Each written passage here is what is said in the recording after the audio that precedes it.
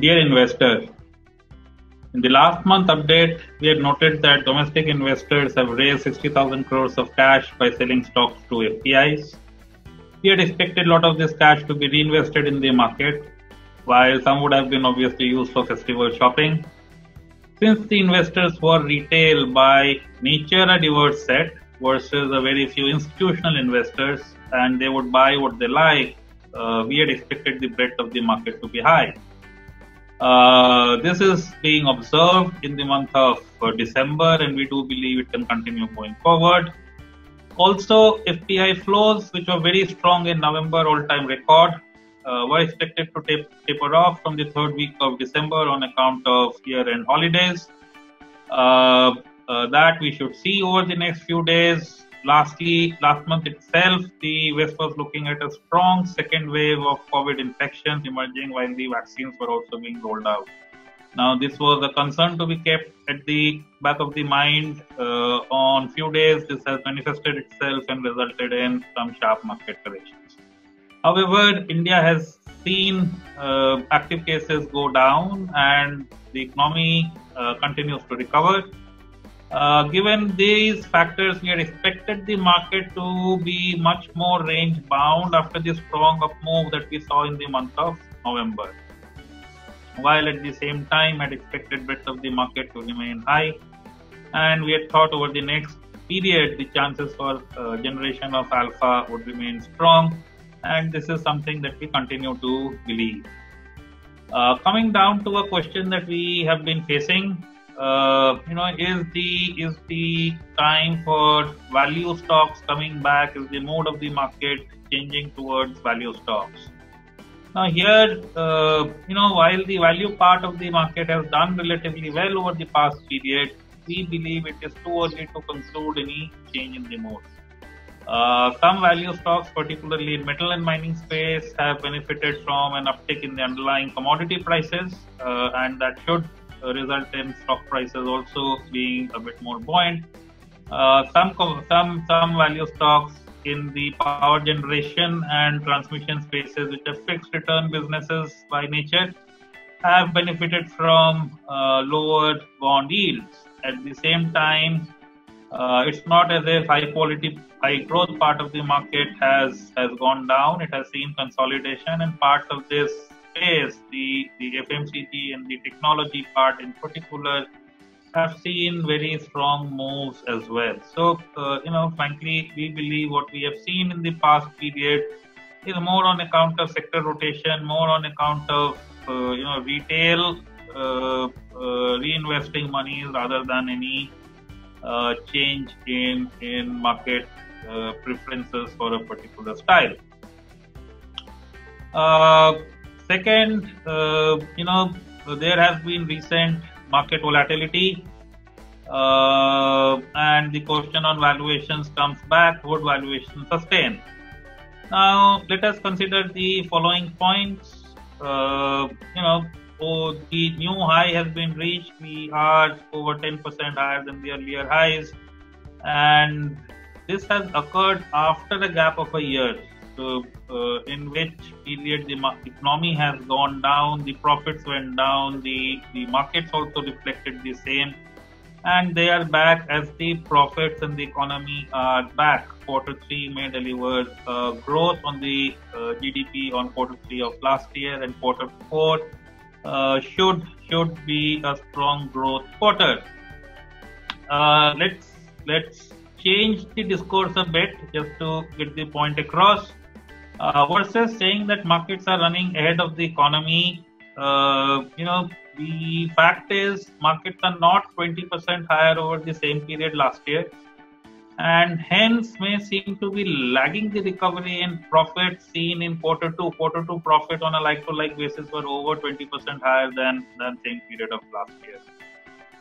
This may be because Q2 profits were driven by cost cuts, and not all of it would sustain. For year as a whole, we expect a 10% growth in profits over last year, and markets are about there. So, in short, they should sustain. Q3 result season should be strong.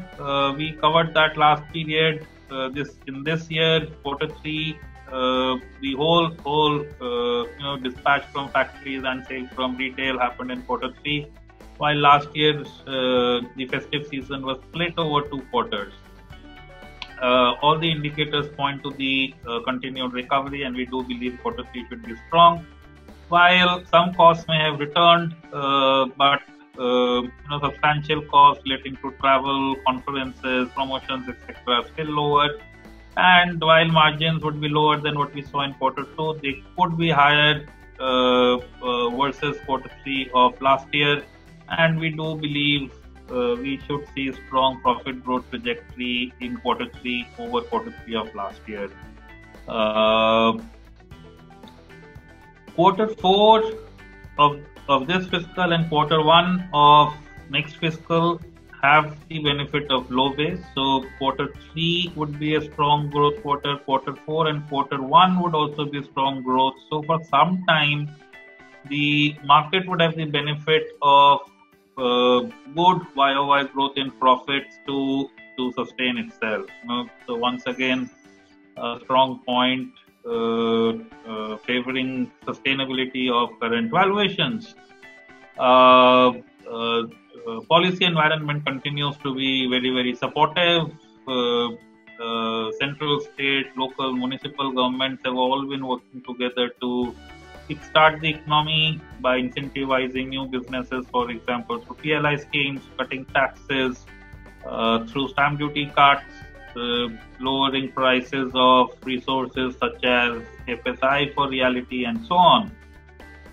The budget is around the corner over the next month or so, and we do expect the positive policy framework to continue in the budget as well.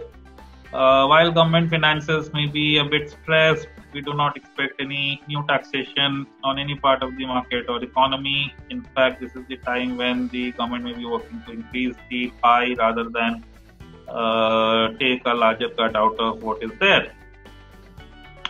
While last week of December could see muted FPI flows, we are doing this on 22nd of December. But the strength in FPI flows should emerge from Jan. India as an economy is doing significantly better than others. There has been COVID coming back in the West, while in India we are seeing an improvement. So I think we stand out at the moment, and we should hope to see better flows, and in part also because of improved weightage in MSCI. Lastly, there has been a sharp reduction in interest rates around the world and in India, and lowered discount rates does increase the value of future cash flows into the present, which is the stock price. And we do believe if the low interest rate regime sustains, the valuations could sustain. In fact, from here on, they still have some potential to improve.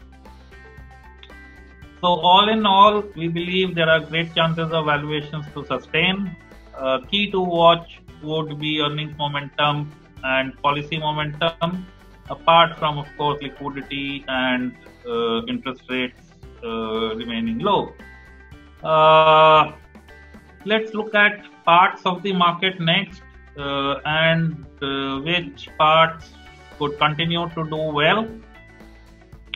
Lower interest rates, high liquidity benefit some businesses more than others. In terms of valuations, it may hurt a few businesses actually.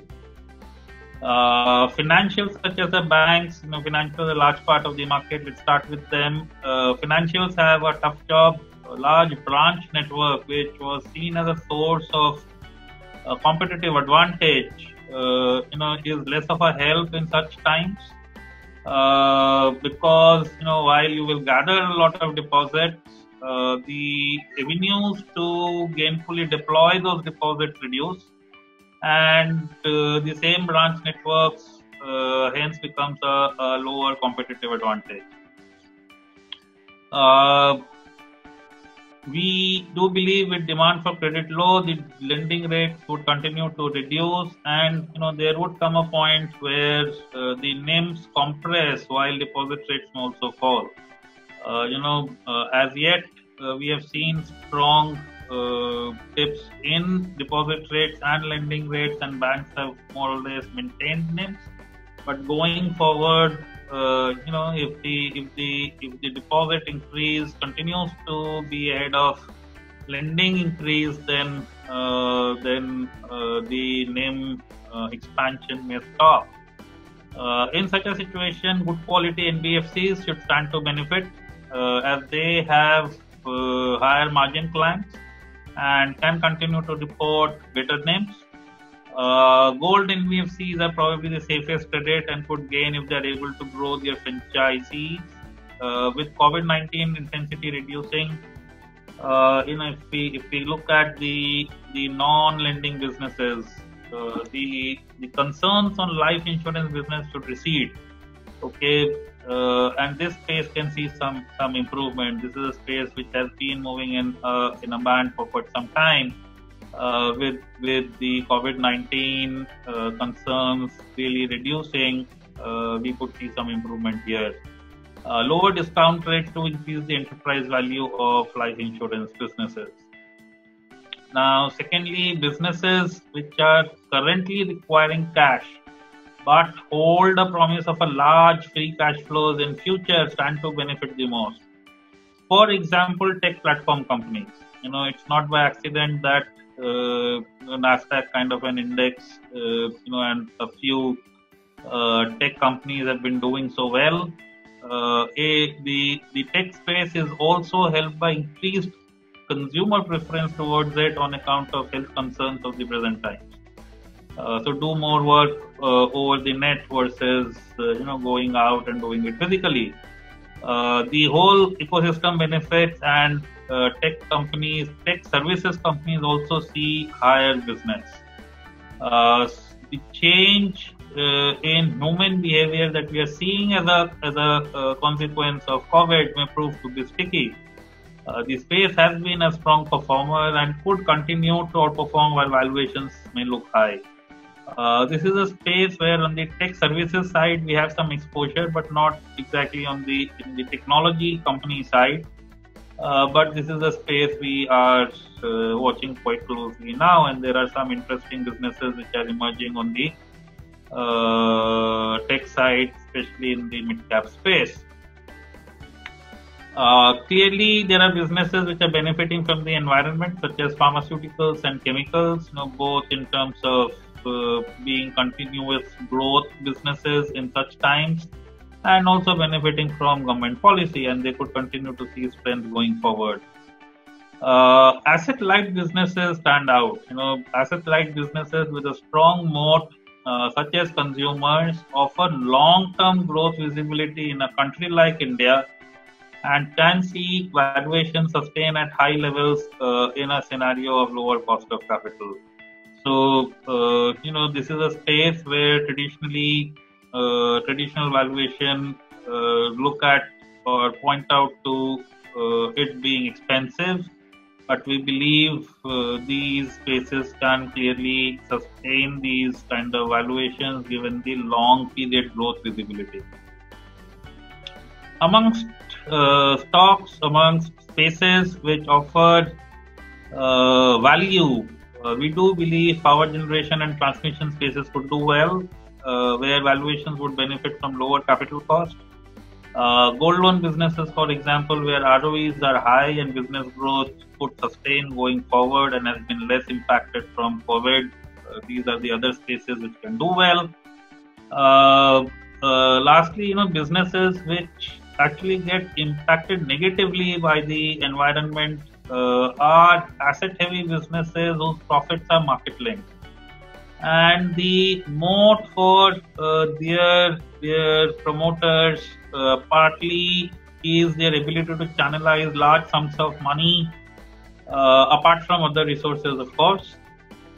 These businesses would see their moats diminish because capital becomes more easily available, and hence more number of entrants would be there. As more investments, more entrants come into this space, it can sustainably impact the future profit margins and hence profits. So per unit of asset, for example, the margins, the value may end up falling.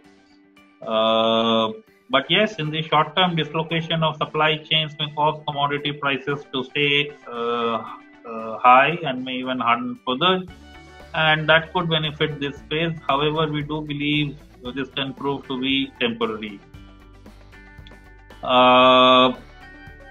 Lastly, coming down to our portfolio positioning, our portfolios reflect our long-term views. A lot of the large sectors that we have, I tried to cover in my talk. Over the past period, we have sought to increase the share of manufacturing in the portfolio. We were covering this in the past few videos. This is the part where the policy making has been very, very focused, and we do believe in the overall GDP pie, manufacturing could increase going forward. Thank you. Happy investing, and wish you all a very happy new year.